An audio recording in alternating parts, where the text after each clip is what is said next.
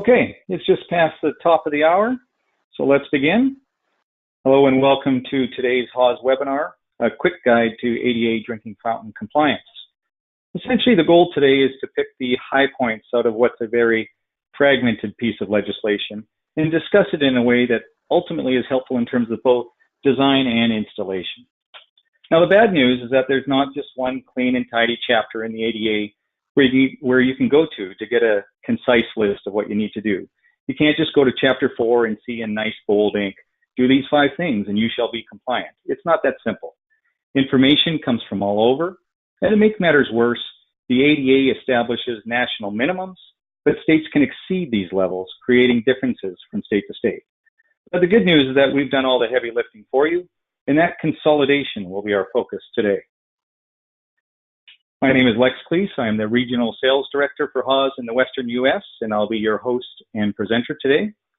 I'll be joined by Kelly Guilfoy from Specification Sales in Southern California as our guest panelist. Now, Kelly's more than a sales representative for us. He's really our field expert and technical advisor when it comes to all things ADA and drinking fountains. And he'll be joining us for the Q&A section immediately following the presentation. I also want to thank Kelly for his hard work providing all the technical information in this presentation. And then also with us, as per usual, is Samantha Hoke, our sales and marketing strategist. Sam is responsible for communicating with you before and after the presentation, conducting our poll questions, and running the Q&A as well. Now, a little bit of housekeeping. You can post questions at any time during the presentation using the questions section on the control panel. Last time I checked, there are more than 750 people signed up internationally for this presentation, which is great news, but obviously an open format would be a little cumbersome, so we're going to have everybody on mute. But any questions that can't be addressed during the Q&A session will be answered later, either via email or in the second follow-up email. And Sam will be sending poll questions throughout the presentation, and your participation here would be appreciated. A follow-up email will be sent shortly after the presentation and will include an on-demand recording, a copy of the presentation slides, which I think will be pretty helpful because there's a fair amount of technical detail, and some additional support materials. And should you experience any technical difficulties, just click on the link and hopefully we'll get you back up and running. Now, a little bit about who we are and why we feel Haas is well suited to discuss the intricacies of drinking fountains and the ADA. Well, simply put, we invented the modern drinking fountain. Our founder, Luther Haas, in the early 1900s, invented and patented the modern drinking fountain. Now, the original concept goes back many centuries, but he invented the modern version of the drinking fountain. And ever since, we've been focused on building quality drinking fountains that last and serve the long-term needs of the market. We're by no means the biggest manufacturer in the space, but as we go into now our 5th generation of family ownership, we pride ourselves in having the best innovative products and in our commitment to educating about all aspects of what we produce. As far as the webinar agenda, I'm going to start with an overview of the ADA legislation pertinent to drinking fountains. Now, bear with me. The first portion here can be just a little bit dry for those who don't sit up at night reading legislation. I want to avoid death by PowerPoint, but this is an essential building block to understanding design and installation questions later. So I encourage you to sit back to understand the broad concepts and not so much the nitty-gritty specific legislation. I'll alert you to when specifics are crucial. And again, Samantha will send a follow-up email, which will include the presentation slides. So feel free to park it on your desktop for future reference to specifics. Now, following the overview of the legislation, I'll get into the common ADA installation issues. And this really is the heart of the presentation, helping you avoid common pitfalls we see all too often in the field. And I think you'll find this part a little bit more dynamic.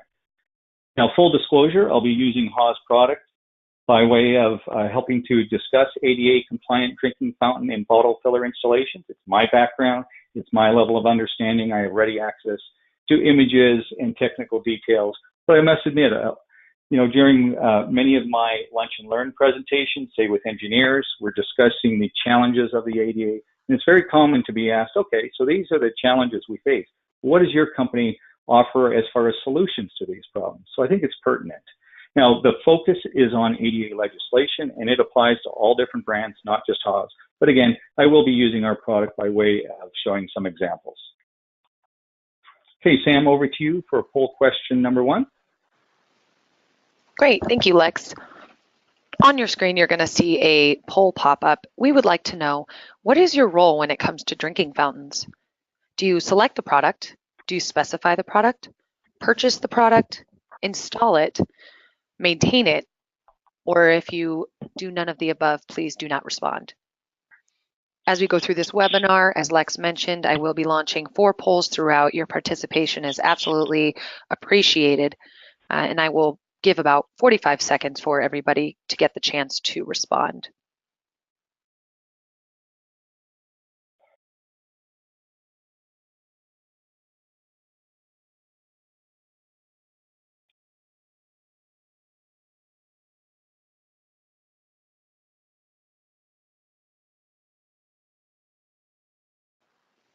Great, thank you. Back to you, Lex. Okay. So the ADA is created by the United States Access Board, which is a federal U.S. government entity. And enforcement, importantly, is by the Department of Justice. So this is serious stuff. Many out there who don't live and breathe drinking fountains every day like we do may not realize it. But the Department of Justice has filed thousands of lawsuits over the years backing up this legislation. So make a wrong move, and it can mean anything from tear out and reinstall to lawsuits. This is civil rights legislation for the disabled and not just local building code. Entities like school boards, parks, municipalities, and the like, long ago have figured out it is cheaper and easier to tightly enforce the ADA now than battle it out later in court. So as we'll see, even the slightest variation, and I mean slight, from the ADA standard is commonly enforced. Let's start going through what I see as the key sections in the ADA that pertain to drinking fountains. ADA, of course, stands for the Americans with Disabilities Act, and it was created under the first President Bush in the 1990s. We're now working off of the 2010 standard. Now, the ADA is extremely wide-ranging. It doesn't just deal with commercial facilities, but I think the title here really sums up the act nicely, this portion of it. Non-discrimination on the basis of disability in public accommodations and commercial facilities. That's what we're focusing on today. That's what we're going to be talking about. Now, you may not pay too much attention to drinking fountains in a building. Let's face it, it's a tiny fraction of the cost of your building envelope. You walk right by them. You don't even notice them often. But the ADA lists in order of priority the accessible elements that are to be in the path of travel within a site. So accessible drinking fountains are called out specifically, and they're number 5 in a longer list, ahead of accessible parking, accessible alarms. In fact, in some states, for example, California, they've even moved up to number 4 because accessible telephones are no longer there because nobody uses them. So drinking fountains and ADA compliance are taken seriously. Again, comply or be prepared for consequences. It's important to be aware the 2010 ADA standards have added children's dimensions. The first time there's ever been a uniform national standard for children's drinking fountain dimensions. And a child has been defined as those 12 and under. The ADA stipulates in Chapter 2 that wherever there is a fountain, there are in fact to be 2, one high and one low. So if you have a local building code, for example, that calls out for a building with, say, 1 to 250 occupants to have one fountain, the ADA actually overrides that and demands 2, one high and one low. Building codes and not the ADA stipulate load capacity and the quantity of fountains required, but the key again is the need for a minimum of 2. The low is for wheelchair accessibility, and the high is for standing persons with disabilities, bending or stooping. Think of people with a walker or crutches. Now, the common misperception, and one I run into all the time, is that the high is for able-bodied persons, but in fact, the ADA focuses on disabled persons and not the able-bodied. Now, the most common way to achieve this, of course, this high-low is through a combined high-low fountain, such as the Haas unit shown here, the 1011. Just one of many examples, but it just accentuates what I'm talking about. Now, also in Chapter 2 is the so-called 50% rule in the ADA, which says that all fountains don't have to be a side-by-side high-low, but they can be divided so that one low fountain on a floor will meet the wheelchair accessibility requirements, while a second high fountain is provided serving the same floor space. That means both classifications of disabled persons are served. So think of a historic old brick building, like a college dormitory, lots of nooks and crannies, small spaces, not a lot of open room for a side-by-side high-low. And the ADA recognizes that by allowing a high and a low separated as long as they're serving the same space. Now, also in this section, it mentions that if the required fountains are an odd number, say there's 7, you have some flexibility and can provide either 4 high and 3 low, or vice versa. Moving on to key components of Chapter 3. See, isn't this a lot easier than reading it all yourself? It refers to dimensional and mechanical elements, which again apply to all elements of the building. So of course they include drinking fountains as well. Now, elements is a term we encounter a lot, and they are defined as an architectural or mechanical component of a building. So think of a fire extinguisher, a counter, a sink, or a drinking fountain. So these dimensions don't only apply to drinking fountains throughout a building or site. And I think this highlights the difficulty sometimes in interpreting the ADA. Some sections refer specifically to drinking fountains. Some only refer to building elements. The concept of clear floor space is an important one in the ADA and one you would be wise to remember. So lights should be flashing, bells ringing here. We'll visit it several times this webinar, especially when we start encountering installation issues. First, in terms of size, the clear floor or ground space shown here in 305.3 shall be a minimum of 30 inches by 48 inches. You'll see that this varies by state, but the minimum is 30 by 48. And as far as position, unless otherwise specified, the clear floor ground space shall be positioned for either a forward or a parallel approach. So up top, a forward approach, 30 by 48, and below is a side or parallel approach with the same dimensions. Now this drawing, lifted right from the Access Board website, makes it easier to see how the 30 by 48 inches clear floor or ground space is positioned for a forward and a parallel approach to an element. On the left, in yellow, 30 by 48, that's a forward approach, here to a fire extinguisher. And on the right, same 30 by 48 is a side approach or parallel approach, here to an emergency telephone. Many jurisdictions prefer accessible building elements like drinking fountains to be located in alcoves, and ADA sections 305.7.1 and .2 show how those alcoves must be dimensioned for both a forward and or a parallel approach. And the key point here is that there must be maneuverability beyond just the dimensions of the wheelchair and the alcove. So don't get stuck in the weeds on the dimensions here. Great thing to refer to later in the slides, but your takeaway is the maneuverability.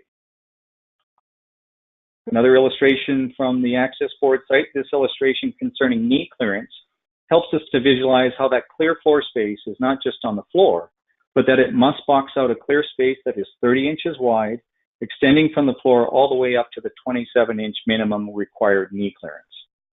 There's a specified toe clearance as well. You can see on the right, the 9 inches. And this illustration helps show how that a fountain that is perfectly compliant coming from a manufacturer as far as the ADA goes can become non-compliant through faulty installation. So if you don't hit your knee clearance or your toe clearance or other issues, you can take a perfectly compliant fountain and run into a problem. And we'll see multiple examples of that coming up. Samantha, poll question number 2. Thank you, Lex. On your screen, we're asking, which brands do you specify most or have in your facility? Haws, LK, Halsey Taylor, Oasis, or none of the above? Or please do not answer if not applicable.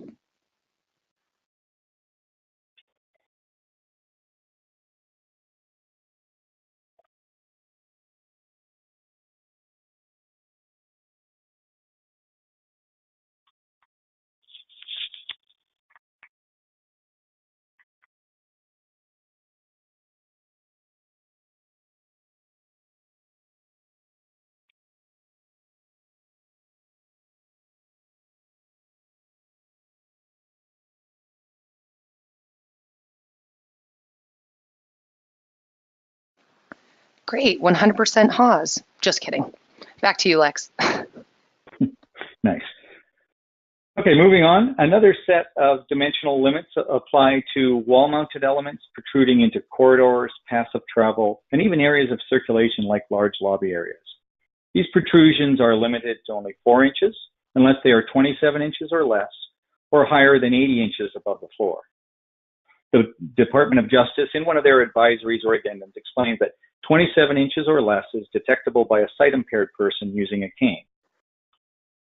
So looking at another access board image, this illustration helps us to visualize the protrusion limits and how they affect wall-mounted building elements like drinking fountains. So objects, looking on the top right, objects that are above 80 inches, above the headroom, they can protrude any amount. Elements or objects that are lower than 80 inches and above 27 inch can protrude only 4 inches unless they're handrails, they can come out a little further. And the area of 27 inches or less is the area of cane detection for the sight impaired.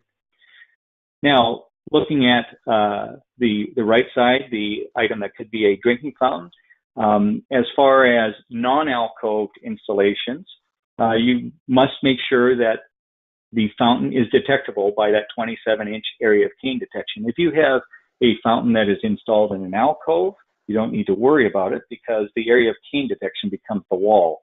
So that's important to realize. It's also important to remember that the minimum corridor width required for the type of travel path being considered can't be obstructed or reduced by any wall-mounted elements. So the Hawes cane touch skirt can be added to the high side fountain bowl to make both the high and the low fountain bowl's leading edges 27 inches above the floor and comply with ADA section 307.2 we just talked about. So if you look at this high-low fountain, on the right is the low fountain for wheelchair accessibility. We've already learned that for knee clearance, that's going to be set at 27 inches above the floor. So it's going to be detectable by a cane. A high fountain, which is higher than that, without a cane touch skirt, would not be detectable at 27 inch. So if you're in a non-alcoved drinking fountain installation in an open hallway, you may want to consider a cane touch skirt to keep you compliant. And again, if your fountain is installed in an alcove situation, you're not going to need to worry about it. The concept of reach ranges is an important one when considering the increasingly popular bottle filler. So if you look at the drawing on the left, unobstructed forward reach range would be like when you have no fountain in place, but just a standalone bottle filler, like our motion activated and filtered hydration by Hawes, just by way of example. Without an obstruction, the high reach range for activation of the bottle filler would be 48 inches. Now, if you look at the center drawing, when the reach is obstructed, as with a counter-mounted sink or a drinking fountain, that protrudes less than 20 inches, so that would include all Hawes drinking fountains, and in fact, many others. They are all less than 20-inch protrusion. The obstructed reach range here for the bottle filler activation would be 48 inches maximum as shown. Now, for counters or other branded fountains, and there are some, that protrude beyond 20 inches up to a maximum of 25 inches, here the reach range is reduced a little bit, and it's 44 inches. Section 308 also includes reach ranges for children's use, and the Department of Justice advisory introduces a table of dimensions broken down by kids' ages. Again, a great thing to come back to and refer to as far as the specifics later on. Don't worry about too much about what it says for now. Starting a new chapter, and the final one we'll review, Chapter 6, Plumbing Elements and Facilities. Section 602.2 references clear floor space again. Drinking fountains are required to have the 30 by 48 inch clear floor space we discussed in Section 305, and the 27 inch knee and 9 inch toe clearance we talked about in 306. And 602.4, which isn't shown here, but one that's worth a mention, is the spout height is to be at 36 inches. That appears to be the one dimension that everybody seems to know and focus on. And by ignoring everything else, they tend to run themselves into problems. But there is a 36-inch spout height as well. But the key point here is that the clear floor space must be positioned for a forward approach and centered on the unit, meaning the low side unit for wheelchairs, since all of the discussion of clear floor space back in Section 3 pertained to wheelchair users. So this is a key detail and one that often leads to problems. Now, personally, I think the ADA could have done a little better job being clear here. If you're doing a quick read of the legislation and not incredibly thorough, you could come to Chapter 6 and focus on the centering on the unit and mistakenly think that that really means not centered on the low fountain, but centered on the center of the high-low or the center of the alcove. And that does lead to problems, which we'll see. This illustration from the California Building Code, just by way of example, helps to visualize how that clear floor space and the front approach affect the installation. The clear approach is for the wheelchair user, and it must be centered under the low drinking fountain bowl that is provided for the wheelchair user, not on the center of the alcove. So as shown here, that bright yellow box, it is centered on the low fountain. Here's another image, again from the California Building Code, just by way of example, that helps with the idea of clear floor space. This uses dimensions that exceed the federal ADA minimum of 30 inches, but it demonstrates a point. And California is not the only one that exceeds these dimensions. Looking at the dimensions, going from left to right across the top, we can see the center line of the wheelchair accessible bowl must be at least 16 inches from the nearest obstruction, in this case, the nearest alcove sidewall on the left. The dimension federally is 15 inches. Since this high-low set of fountain bowls are 16 inches apart, center line to center line, which is typical for Haas fountains and some others as well, and we must add 16 inches to that to provide ADA clearance for the wheelchair bowl, then if we want to aesthetically center the high-low fountain in its alcove, which is the typical goal, we would need an alcove that is at least 48 inches wide, 46 inch to meet the federal ADA. Also, that final 16 inch is required because even though the ADA doesn't offer specific dimensional floor space for the high side fountain bowl, we can't forget the high side fountain is for those persons who have disabilities, bending or stooping, like those who must be using a walker or who are using crutches. We must leave room for them to maneuver as well, so that's important to consider. It's also important to note that water coolers are different than drinking fountains, and some of them can have wider bodies, which would require an even wider alcove than what's shown here.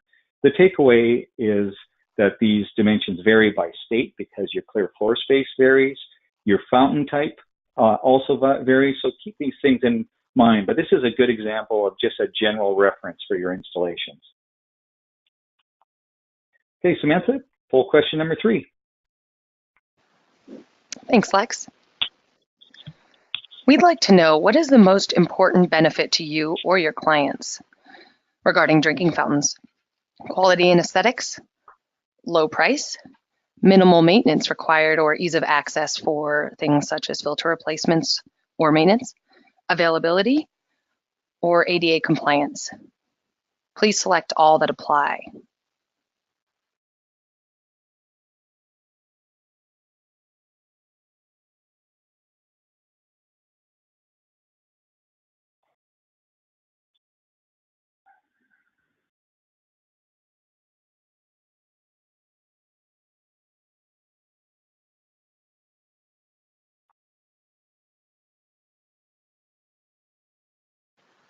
Great, thank you all for participating. Back to you, Lex.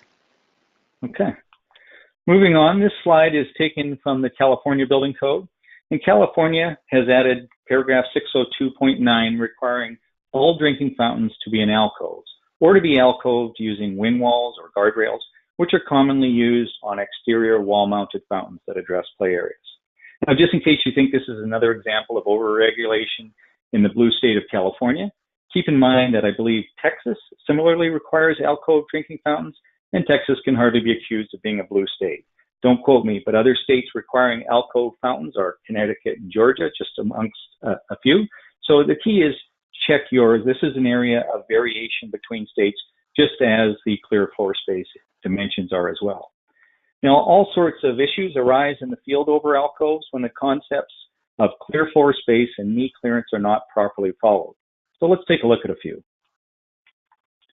This alcoved installation turned out to be less than ideal. That's a large gas line valve under the low side fountain on the right. I think a Revit project model could have prevented this. Clear space under the low fountain? No. I think that one's one of my favorites. Alcove fountains are probably responsible for more issues in the field than any. Designers typically want to minimize the size of the alcove, understandably. But if they get it wrong, there's little room for error within the ADA. Remember, the clear space is centered on the low fountain, not the center of the alcove. As you can see, the wall surface here is finished with 2-inch tiles, and there's barely 12 inches from the center line of this wheelchair accessible fountain to the sidewall of the alcove to the left. That's 3 inches short of meeting sections 305 and 602 for clear floor space that we've talked about. So this one's coming out. The wall surface here is finished with 4-inch tiles this time, and there's only 14 inches from the center line of this wheelchair accessible fountain to the sidewall of the alcove over to the right. So close. I tend to think perhaps This could have resulted from failing to consider the thickness of the wall surface materials, but whatever the reason, it's a problem. Now let's revisit section 602.2 dealing with clear floor space, and this time consider the installation of drinking fountains for children's use. This part of section 602 allows us to forego the 27-inch knee and 9-inch toe clearance from section 306, and it allows us to lower the drinking fountain for use by children. And we're given a new maximum bubbler height of 30 inches above the floor or ground. Should note that local jurisdictions and even property owners can opt for a lower bubbler height to accommodate preschool or kindergarten, but you should not exceed the 30-inch maximum stated here. It's also very important to note many state and local building authorities don't allow the side approach for children's drinking fountains and require a front approach, in some cases even specifying their own dimensional requirements for children's knee clearances. So it's very important to know your local code requirements and to consult with local code enforcement officials so we get it all right. So based on what we've discussed so far, some of the legislation and clarification, let's look at some ADA installation issues in the interior. Here the attempt is to install a high-low fountain with an additional fountain at child height. So I ask you, what's the question, or what's the issue with the installation here? And the answer is just about everything. First, they've lowered the whole high-low set so that the far left fountain is at child height. Remember, a high-low, the low is for wheelchair user, the high is for people with a disability, stooping or bending. They've used an additional fountain located on the far right for the standing person. That additional fountain is typically the one lowered for child's height, which leaves the bowl in the center to serve as the wheelchair accessible fountain. And they've missed. They've used the long wheelchair dimension fountain on the far left for children's use, and they've used the short, non-accessible fountain in the center for the wheelchair user. And the lowered child height fountain is so close to the wheelchair user's fountain in the center that it's obstructing the 30-inch wide clear space required under the wheelchair accessible fountain. So if you look at that orange box, it hits that wheelchair accessible one on the far left. That's a problem. Remember the illustration from section 306 showing how that clear 30-inch wide floor space is not just on the floor, but that it must box out a clear space that is extended from the floor all the way up to the 27-inch minimum required knee clearance. So now let's take these white enamel cast iron drinking fountains from Haas, the standalone 1311 single bowl and the 1501 high-low, just by way of example, and create an installation that will accommodate all the persons and all those dimensional requirements that are defined for drinking fountains in the ADA standards. So let's get it right. No, this is not the only model in the industry that works here, but they were specifically designed for this type of installation. So let's just look at them as a clear example. First, we install a standard set of high-low drinking fountains at the manufacturer's recommended dimensions to meet the ADA standards for adults. So you see we've got our 27-inch knee clearance there under the wheelchair bowl for the adult. There'd be a 36-inch bubbler height if we wanted to show it. Then we're going to use a single drinking fountain mounted at children's height with a bubbler that's not higher than 30 inches. Here we are, 29.8. We're good to go off to the right. And we're going to position this fountain on the right to make an aesthetically pleasing set of 3 fountains, with each mounting height descending from left to right. And that's typically the goal, is that aesthetically pleasing design. Now, the 24-inch child height knee clearance demonstrates some of the difficulty with the ADA. This height is not specifically called out in the Act under drinking fountains, but instead comes from child height clearances for lavatories and sinks, and it's been generally adopted into practice. And this is important. The wheelchair accessible fountain in the middle requires a 30-inch wide clear space that is extended from the floor all the way up to the 27-inch minimum required knee clearance. It's a bright red box for you. So the children's height drinking fountain must be positioned far enough from the wheelchair accessible fountain to keep that space clear. In this case, it's going to be 22 inches center line to center line from the wheelchair accessible fountain. That's 15 inches, which is half of the clear floor space, from the center of the low fountain over to the nearest obstruction, and that's going to equate to 22 inches. So here we've achieved all 3 of the ADA standards defined drinking fountain heights. Now, as noted in the previous slide, a 68 to 70 inch wide alcove would aesthetically center the 3 fountains set inside of an alcove. It would also provide a 30-inch wide approach to the far left high fountain for persons who have a disability bending, like those using a walker. You could relocate the children's fountain, moving it from the right to the left side, next to the high fountain. In that case, you would not have to worry about the 30-inch wide clear floor space to the right of the wheelchair accessible bowl. That's because we've moved that bowl over to the left. And the children's fountain could be located 15 inches on center from the high fountain. This would save around 6 inches in alcove width. But keep in mind, you'd no longer have the symmetry of each fountain descending in height from left to right. So it's a choice, aesthetics or dimensions. The same installation, meeting all three of the ADA standards defined drinking fountain heights, can be accomplished using, for example, these heavy-duty 14-gauge stainless steel drinking fountains, the 1107 and 1117. So you're not restricted to white if you don't want. Now let's take a look at installation issues at outdoor applications, whether they be adult or child height. This freeze-protected model has been positioned too close to the wall next to it to provide the full 30-inch wide clear floor space, an approach required by the ADA. The intent is to get it out of the path of travel and close up against the wall, but the devil's in the details. Remember that the clear floor space is required to be centered on the drinking fountain, and this one is about 2 inches too close to the wall to provide 15 inches from the center line of the drinking fountain to the wall. We don't show it here, but it's around 13 inches. It doesn't seem like it's very much off, but these clearances are specifically required in the ADA standards, and the field inspector can, and typically will, force you to bring your installation into compliance.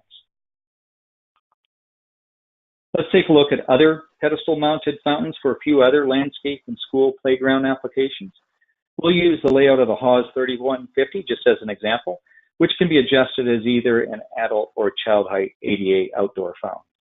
Children's use is an important consideration for these installations, since these areas are mostly populated by kids. However, most of these types of fountains have approaches from different sides, requiring a careful look at their position and approach. So let's take a look at some of the ways to install the fountain that we saw in the previous site photo, how to do it properly. If the pedestal fountain is positioned against a wall, as seen here, then the center line of the wheelchair accessible fountain bowl must be located at least 15 inches or more from the wall or any other obstruction. So here we've done it for you over on the far right, 15 inches from the center line to the nearest obstruction. You can also see that based on the dimensions of this fountain, there'd need to be a 69-inch long hardscape pad provided for the fountain and for access to it. It's common to use a hardscape pad to get the drinking fountain installation out of the path of travel, for example, when it's bordered by a grassy area as shown here in green. You'll need to provide the required 30 by 48-inch clear floor space for the front approach to the wheelchair accessible fountain bowl. And even though the ADA does not offer specific dimensional floor space for the high side fountain, we know that it's, again, for those persons who have disabilities, bending or stooping, like those who must use a walker. So why a 30-inch space shown here on the right? Is it spelled out clearly in the ADA? No, but a typical adult walker is 25 inches. Yes, Kelly measured one. And the user must be given sufficient hardscape to turn the walker enough to use the fountain. So a 30-inch by 30-inch box of space is generally accepted as sufficient space here.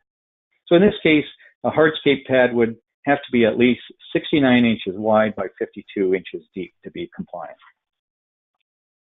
Sometimes the drinking fountain may be used near ball-filled perimeter fencing, and it can be alcoved with guardrails to protect pedestrians using a path of travel or an area of circulation. Again, the clear floor approach and all the other dimensions remain the same, but the guardrails need to be long enough to fully protect the entire drinking fountain from becoming an obstruction to the path of travel or to pedestrian circulation. So using this particular installation, this model, your guardrail fencing would have to be 39 inches. Again, all of these several installation guidelines we've shown you, these are all important dimensions we're constantly being asked about by engineers, designers, and installers. So a good one to, again, park and refer to with a particular product and circumstances that you have later on. There are many other types of pedestal drinking fountains that can help you to comply with the ADA standards for outdoor installations, from the extremely vandal resistant to the decorative look. These are just a few of our models. Of course, other manufacturers have other models as well to consider. This is our new 3600 series, pretty unique, very flexible. This one offers a modular approach, allowing for the interchangeable use of drinking fountain bowls or bottle filling stations. Lots of different options. Right now we have over 200 different configurations based on the current launch. So really you design it and we can likely build it. These modular components can provide ADA access, and they can be assembled so that the public can approach this fountain and bottle filling station from various sides. So you can see here, there's your compliance as far as installation. And what's unique with this one is you can index that bottle filling station any direction. You can swap it with the drinking fountains. You can put them on other sides. There's lots of options and flexibility with this model that is quite unique. Now, you may already know that the foundation of the 2010 ADA standard for accessible design came from the ANSI standard A117 of 2009. ANSI is the American National Standards Institute. And in January of last year, 2017, a revised version was published. And among the revisions that ANSI incorporated is the addition of bottle filling stations to the drinking fountain section, the same section 602 that we've been reviewing today in the ADA standard. So this is a likely precursor to what we'll see in the next ADA standard. There's the addition of bottle filling station to sections 602's drinking fountain heading, and you can provide bottle filling stations at high-sided drinking fountains used for standing persons, provided that a bottle filling station is also located at the wheelchair accessible drinking fountain. So in other words, if you're only going to provide one bottle filling station, then it should be positioned so that it is usable by the disabled. You must provide the 30 by 48 inch clear wheelchair accessible floor space required under the ADA section 305 that we've discussed. And that can be positioned as a side approach for a standalone bottle filling station, or it must be positioned for a front approach if the bottle filling station is located at the wheelchair accessible drinking fountain as described in 602.4 here. So the key point overall here is that once you've satisfied ADA requirements for fountains, then you can add a bottle filler. Drinking fountains, as we've seen, are firmly entrenched in the ADA, and they are given high priority. So it appears very unlikely bottle fillers will replace drinking fountains, but instead they're being allowed as an additional element. So with that in mind, let's use these Haas retrofittable 14-gauge vandal-resistant bottle fillers, the 1920, to show, just by way of example, how to incorporate them with some commonly used drinking fountains and how to comply with both the 2010 ADA standard and also with the ANSI A117 for bottle fillers. All of the requirements of the 2010 ADA and the ANSI are easily met when the bottle filler is paired with, just by way of example, the heavy-duty 14-gauge stainless model 1117 LN shown here. Again, what's unique is that they can be retrofitted over existing fountains or used in new construction and can still be compliant. So let's look at the measurements in the diagram to demonstrate here. Using the standard factory recommended ADA accessible installation dimensions, the bottle filler will be located over the wheelchair accessible fountain and with its push button here located 2 inches lower than the ADA section 308 maximum 48 inch high reach range over an obstruction. So we can see we're at 46 inches high reach over an obstruction. We're showing the knee clearance 27 inch. We're all set compliant with both ADA and the ANSI A117. If you want to do it in white, the solar reflective white enamel cast iron high-low model 1501 with a matching 1920W bottle filler and the matching back panels also meets all of the accessibility requirements of both the 2010 ADA and the ANSI A117 of 2017. And when the fountain shown here is lowered to meet the ADA's 30-inch bubbler height for children's use, the bottle filler will be located so that its push button will be under the 44-inch maximum obstructed reach range that we learned from section 308. So you look at the right side, we're at 42 5/8, which is under the high maximum reach range of 44 inches. We have our child's height bubbler at a maximum 30 inches. We've got our 24-inch knee clearance. We're compliant again with both the ADA and the ANSI 117 for the bottle fillers. The 1011 MS with the 1920 is another combination that meets all of the ADA requirements. And this one includes an in-wall mounting frame and fixture support plate. It also includes a matching stainless steel, pretty unique lower access panel that allows easy access to the water supply and for optional water filters, compliant with ADA, compliant again with the ANSI A117. And finally, the Haas model H1011.8 with 1920 bottle filler. This one has an 8-gallon per hour drinking water chiller, and it can also accommodate a water filter. And of course, it meets all of the ADA requirements we've looked at today and the ANSI A117.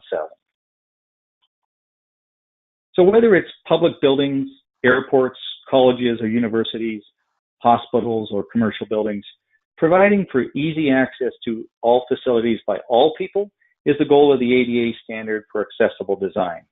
And hopefully our little quick guide has been able to demonstrate the key standards and how to avoid getting them wrong.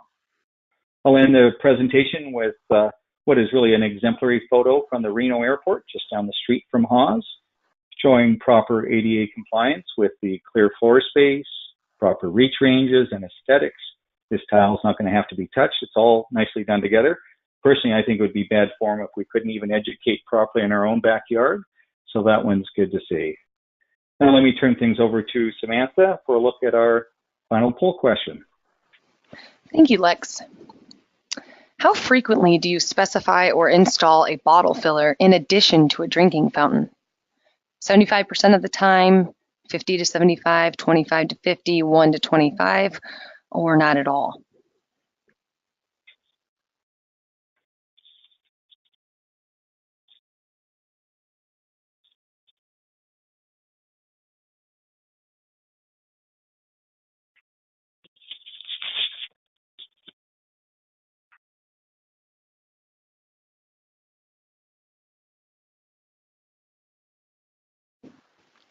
Great, thank you for participating. Okay, thanks, Sam. Okay, I think we've had just about enough of my voice. So let me quickly just go over a couple of the frequently asked questions that we encounter. And I'm going to bring in Kelly Guilfoy to assist me with these. And really, he's going to be the one focusing on answering questions to break things up when we get to the question and answer session. But Kelly, assuming you're still there, let me ask you the first one. Does everything have to be ADA accessible? Well, thank you, Lex. No, all of the elements of buildings, whether outdoor or indoor spaces, do not have to be ADA accessible. And usually when we talk about ADA accessibility, we're talking about primarily wheelchair accessibility. But what we do see in the ADA consistently throughout is that at least 5% of those elements, or at a minimum, at least one. So it's one or the other. There's at least one of every building element that's available to the non-disabled person must be made available to the disabled person. Or if there's a lot of these fixtures available, then you'll find at least 5. A typical way to see that is in the bathrooms, the public restrooms that we visit on a regular basis. You'll see either one lavatory is lowered, one bathroom, water closet, stall is made accessible, but a minimum of 5% always for the entire facility. Great. Okay, and now number 2, are children's height fixtures required by the ADA? Well, children's height fixtures are not specifically required, but if you look at the industry at large, you'll see that all of the large educational facilities, educational organizations, children's K through 8, school districts, universities, a lot of organizations that have sponsored daycare facilities for themselves.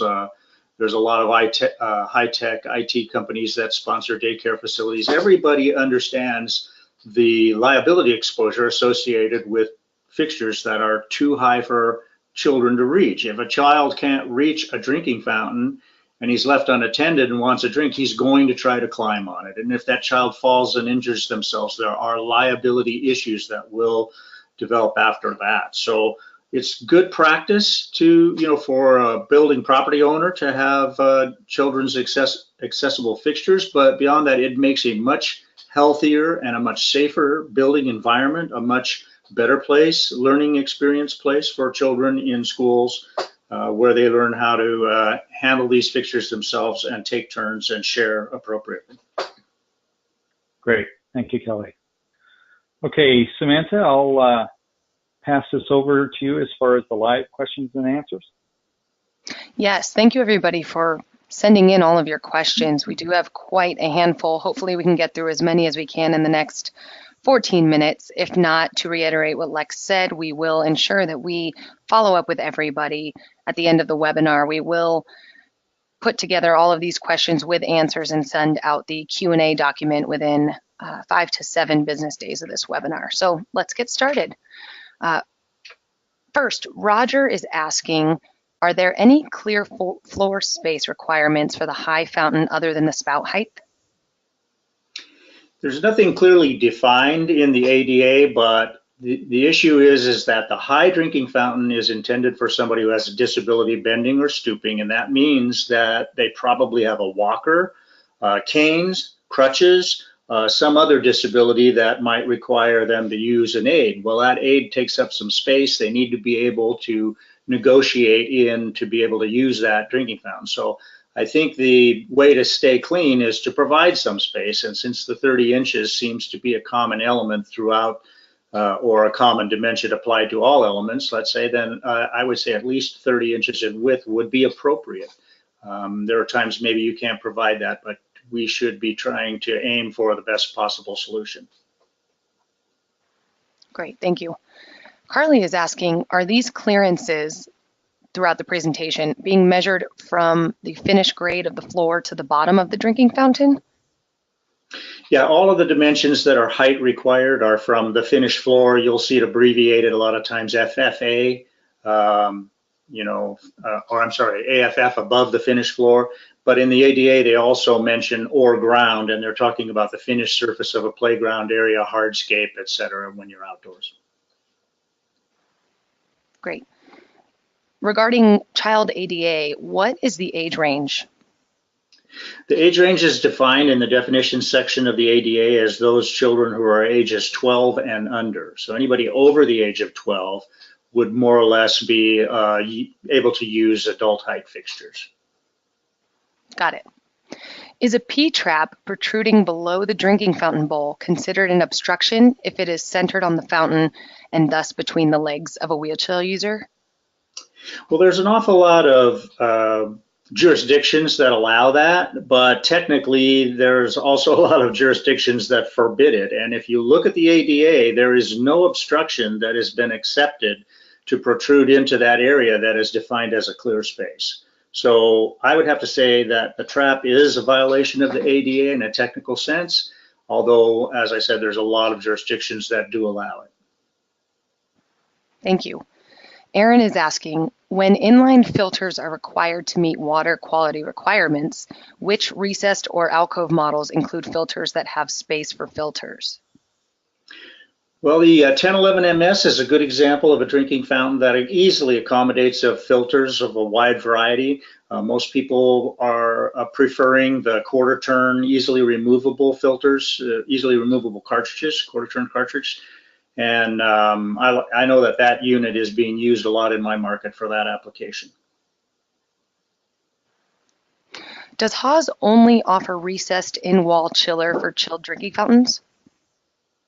I'm sorry, say that again? Does Haas only offer recessed in-wall chillers for chilled drinking fountains? No, it is possible to use a remote chiller for any drinking fountain. It's just a matter of locating it as close as possible to the drinking fountain. There's also an issue of insulation on the tubing because chilled water will cause the water supply piping to sweat, and any low place in that water piping will become a point where the water drips, and people seem to think that that is a leak, but it's really just condensation. Great. Does every building have to have drinking fountains? If so, is there a square footage requirement? Public buildings generally are required to have drinking fountains. The ADA, as we saw in the path of travel, lists them very high on a list of priorities. So the disabled person is more likely to need a drinking fountain than others. But you'll find minimum requirements for drinking fountains in almost all building codes based on occupancy load, not necessarily on square footage. There's a link between square footage and occupancy load, though, because if you don't know the occupancy load of your building, it is usually defined based on square footage as a minimum. So if you have a building of a certain size you can find a chart in your building code that will tell you what your minimum occupancy load should be for the purpose of that decision, fixtures. Thanks, Kelly. Ron has a great question. Is there a specific requirement for the type of actuation of the drinking fountain or water cooler? For example, push button, lever, or sensor? The push button operation is considered manual, and manual and sensor operation are both acceptable. It doesn't make any difference. The federal government has ruled in a number of cases and has an advisory book that they publish on just those applications, and the push button is perfectly acceptable. There's nothing wrong with the push button. A lot of schools and school districts and universities prefer push button over sensor because it's a lot more reliable in the long run. Sensor operation is obviously the easiest for any severely disabled person to use, but the push button is still an acceptable alternative. Great. We have a question similar. Does an automatic bottle filler with no buttons still need to comply with the reach ranges? Yes, that portion of the fixture, the bottle filler that you hold the bottle in front of, in other words, the sensor eye, needs to be within that reach range. If it's too high for the disabled person to reach his bottle up to and activate it, then obviously it's in violation of the code. He must be able to use it. Regarding measurements, is the center line to the entire fountain or to the spigot?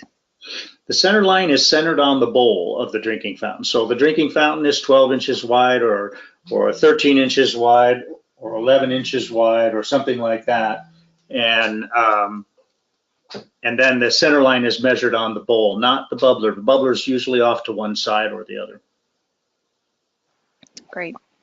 Does a wheelchair accessible fountain in a front approach have to have the activation button on the front and not on the side of the fountain? It's pretty much gone that way. The operating mechanism has to be within 3 to 4 inches of the front of the fountain, and a lot of people put them on the sides. In the beginning, manufacturers were putting them on the front and the sides.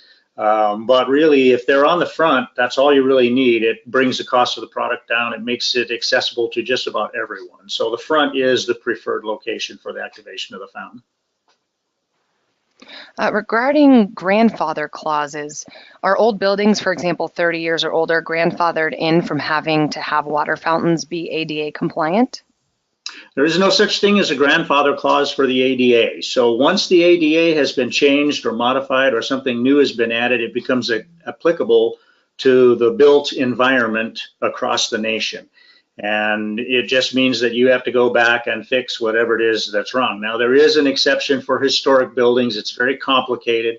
It's very clearly defined in the ADA. If you have what might be considered a historic building, I would consider referring to that section, and it'll tell you everything you need to know. Ron would like to know if drinking fountains are required in restaurants, bars, and other facilities where water and beverages are served. You know, that's a really good question, and a lot of people who run those operations don't want the drinking fountain because they want you to buy drinks. But if you have an accessible path of travel through your facility, regardless of whether you're serving drinks and providing free water, you know, if you sit down and order a meal, that accessible path of travel, number 5 on that list, is a drinking fountain. So there are a lot of jurisdictions that have a lot of flexibility in this regard, and I would consult with your local building and safety department to ensure that in your market you're allowed to forego the drinking fountain if you think you can. Generally speaking, though, you need to provide drinking fountains on all accessible paths of travel, which is from the parking lot to the restroom, for example. Are there any requirements to retrofit a building for ADA? For example, how long does one have to bring the building into compliance? The way the ADA is worded, anytime you do anything with your building, if you're going to replace flooring and do some modernization, you're going to have to conform to all the rules in the ADA, provide accessible paths of travel, and all the associated fixtures and spaces required. If you choose not to provide any upgrades to your building and you think you're just going to skate anybody who is disabled that cannot make access to your building, that cannot be able to navigate your building, they do have the right under the ADA to file a lawsuit against the owner, the property owner, with the Justice Department for the violation of their civil rights for not allowing them access to buildings that non-disabled people have access to. I think we've got time for a couple more questions. Do the ADA regulations override ANSI? In my particular jurisdiction, this is Roger asking the question, we follow ANSI with the exception of state facilities. When you say ANSI, there's a few questions associated with that. It's a matter of definitions. ANSI A 117.1, whether you're looking at 2004 or 2017, for example, is the foundation and the basis of the ADA. So if your state requires you to conform to ANSI A 117.1, you are also obligated under the federal law to conform to the ADA 2010. And both of them should be very, very similar. There's a couple of little things in the ANSI standard, vertical grab bar to shower, for example, that you don't find in the ADA presently, but it's basically one and the same. And you should be looking at both very carefully for any differences. Just more clarification, it is a question that's come up multiple times. Someone was wanting to confirm that ADA is not just for new construction or renovation, so there is no grandfather clause. Is that correct? There is no grandfather clause. If you're going to be modifying your building, and normally in order to modify your building, if it's over a certain dollar amount, you're going to have to pull a construction permit. And when you go to plan check to get your plans approved for that construction permit, one of those things they should be challenging you about is your ADA accessibility, that you've incorporated all the rules and requirements in your building plan. A lot of little things get through the system, fall through the cracks along the way. That's why we've seen those pictures of ADA or alcove drinking fountains that were not accessible. But nonetheless, you are required to comply with ADA. If you have a building that the public is allowed to enter, then you cannot discriminate against the accessibility requirements of disabled persons. All right, I've got two more questions, and then we're going to go to the last slide with some contact information. James would like to know, does a bottle filler replace, oops, I'm sorry, I lost the question. Does a bottle filler replace the need for a drinking fountain in certain instances? It does not. The only time you can use a bottle filler to replace a drinking fountain is if you have more drinking fountains than you need to comply to the ADA. And then you can add bottle fillers and novelty drinking fountains and do all kinds of crazy things. I've seen drinking fountains in children's play areas that look like animals and things. You know, that's wonderful, but you have to meet the minimum guidelines. And as we saw, if you have an accessible route, you have to have an ADA drinking station, which is either going to be a high bowl here and a low bowl there, or it's going to be a high-low drinking fountain set. The bottle filler can be added to that once you have met the ADA requirement for drinking fountains. And if, as Lex said, if you're going to have only one bottle filler, it needs to be mounted above the wheelchair accessible bowl so that the wheelchair accessible space under the drinking fountain and the reach ranges are all reachable by the disabled person who might be confined to a wheelchair. Great, thank you so much, Kelly. I think that's about it for questions right now. I'll pass it back to you, Lex, for our final slide. Great, thanks, and thanks, Kelly. Your expertise is highly valued here. So just to wrap up, thanks everybody for attending. We have multiple ways to contact us because we realize a lot of questions come up as you go, and you may not be sitting ready to roll with questions as we sit. Visit our HOSCO website. Customer service is great, especially with a live chat feature. May be able to help you there. We also have HOS technical support, so you'll be seeing information as discussed coming from Samantha in the next few days. If we can assist you, please feel free to contact us, and we look forward to having you again for our next presentation. Thanks, and have a great day.